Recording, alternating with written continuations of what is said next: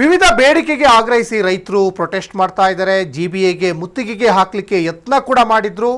ರೈತರು ಜಿಬಿಎಗೆ ಮುತ್ತಿಗೆ ಹಾಕಲಿಕ್ಕೆ ಯತ್ನ ಮಾಡಿದಂಥ ಸಂದರ್ಭದಲ್ಲಿ ಪೊಲೀಸ್ನವರು ಅವರನ್ನು ತಡೆದಿರುವಂತಹ ಪ್ರಸಂಗವೂ ಕೂಡ ನಡೆದಿದೆ. ಸಾಕಷ್ಟು ರೈತರು ವಿವಿಧ ಬೇಡಿಕೆಗಳನ್ನು ಇಟ್ಕೊಂಡಿದ್ದಾರೆ.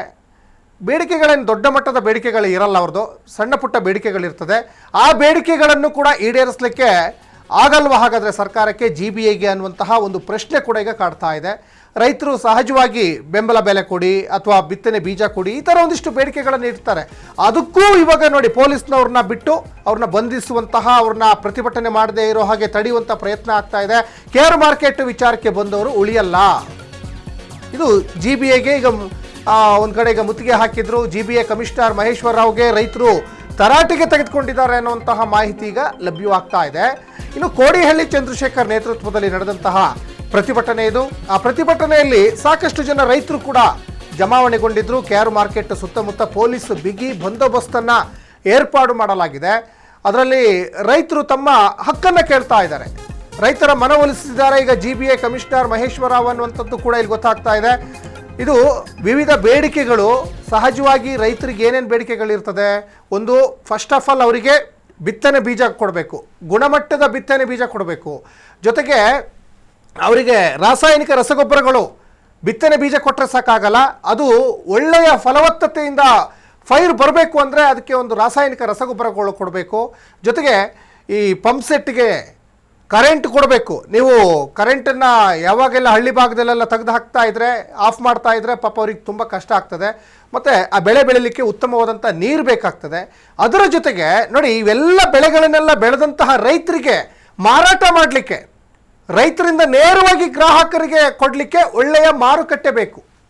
ಅದೇ ಮಾರುಕಟ್ಟೆ ಕೆಆರ್ ಮಾರುಕಟ್ಟೆ.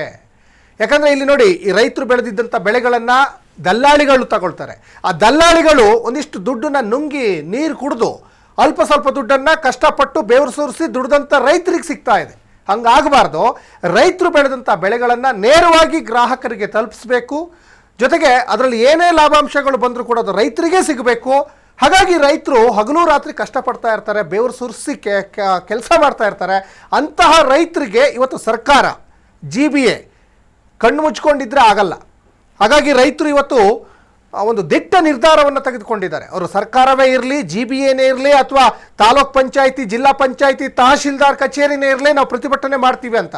ನಿನ್ನೆ ಕೂಡ ಈ ಶುಗರ್ ಫ್ಯಾಕ್ಟ್ರಿ ವಿರುದ್ಧವಾಗಿ ಕಬ್ಬು ಬೆಳೆಗಾರರು ಪ್ರತಿಭಟನೆಯನ್ನು ಮಾಡಿದರು ಮಂಡ್ಯದ ಕೆಆರ್ಪೇಟೆಯಲ್ಲಿ. ಅದೇ ರೀತಿಯಲ್ಲಿ ವಿವಿಧ ಭಾಗದ ರೈತರು ನಿರಂತರವಾಗಿ ಪ್ರತಿಭಟನೆಗಳನ್ನು ಮಾಡ್ತಾ ಇದ್ದಾರೆ. ಈಗಲೂ ದೃಶ್ಯಾವಳಿಯಲ್ಲಿ ಗಮನಿಸ್ತಾ ಇದ್ದೀರಾ ನೋಡಿ, ರೈತರು ಹಸಿರು ಶಾಲನ್ನು ಹಾಕ್ಕೊಂಡು ಮಹಿಳೆಯರು, ರೈತ ಮಹಿಳೆಯರು, ಪುರುಷ ರೈತರು ಎಲ್ಲರೂ ಕೂಡ ಸಾಕಷ್ಟು ಜನ ಅಲ್ಲಿ ಬಂದು ಪ್ರತಿಭಟನೆಯನ್ನು ಮಾಡ್ತಾ ಇದ್ದಾರೆ. ಜಿಬಿಎ ದಯಮಾಡಿ ಕಣ್ಣನ್ನು ಬಿಟ್ಟು ಸ್ವಲ್ಪ ರೈತರ ಕಡೆ ಗಮನವನ್ನು ಕೊಡಿ. ಯಾಕಂದರೆ ರೈತರ ಕಷ್ಟ ಅಧಿಕಾರಿಗಳಿಗೆ ಗೊತ್ತಾಗಲ್ಲ. ಎ ಸಿ ರೂಮಲ್ಲಿ ಕೂತ್ಕೊಂಡಿರ್ತೀರ.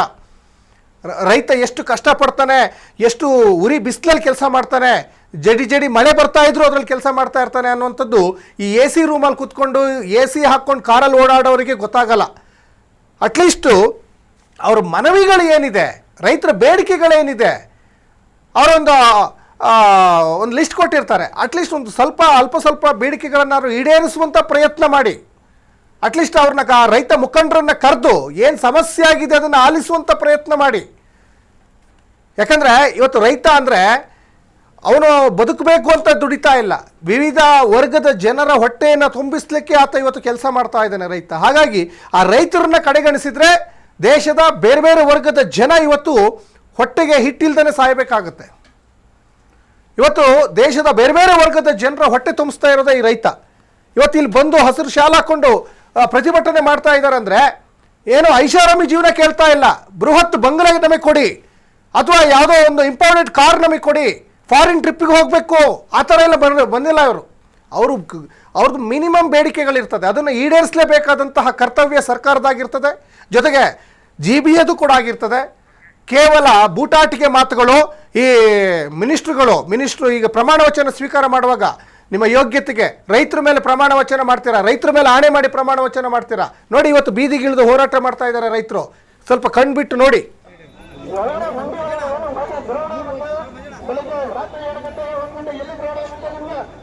ನಮ್ಗೇನಿದೆ ಪ್ರೋಗ್ರಾಮ್ 10 ಗಂಟೆ ಮೇಲೆ 10 ಗಂಟೆ ಮೇಲೆ ನೀವು ಆ ಒಂದು ಅವಧಿ ರೋಡ್ನಲ್ಲಿ ಒಂದು 50 ಮೀಟರ್ ಜಾಗಕ್ಕೋಸ್ಕರ ಅಲ್ಲಿರ್ತಕ್ಕಂಥ ಮೂಲ ಅಂಗಡಿಗಳನ್ನೆಲ್ಲ ದೌರ್ಜನ್ಯ ಮಾಡಿದ್ರು.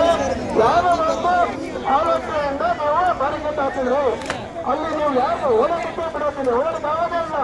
ಓಡಾಡಿಲಿ ಪರಿಸ್ಥಿತಿ ಜನರಲ್ಲಿ ಎಷ್ಟು ಆ ಕಡೆ ಹೆಚ್ಚು ನೀವು ಹೋಗುವಾಗ ಎಷ್ಟು ಜನ ಬೆಳೀತಾರೆ, ಅಲ್ಲಿಂದ ತೊಂದರೆ ಆಗ್ತದೆ.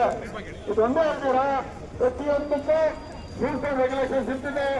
ನೀವು ಹೆಂಗಂದ್ರೆ ಹೆಂಗೆ ನೀವು ಜಾಸ್ತಿ ಕಂಡಕ್ಟ್ ತಗೊಂಡಿದ್ದ ಕಾರಣಕ್ಕೆ ನೀವು ಎಷ್ಟೊಂದು ವರ್ಷ ಪ್ರದರ್ಶನ ಮಾಡೋಕ್ಕೂ ಆಗುತ್ತಿಲ್ಲ. ನಾನು ಒಂದು ಕೂಡ ಹೇಳ್ತಾ ಇದ್ದೀನಿ, ಡಿಮಾಂಡ್ ಆಗಿರ್ತಕ್ಕಂಥ ಜಾಗಗಳನ್ನು ನೀವು ತೆರವುಗೊಳಿಸಿ ದೊಡ್ಡ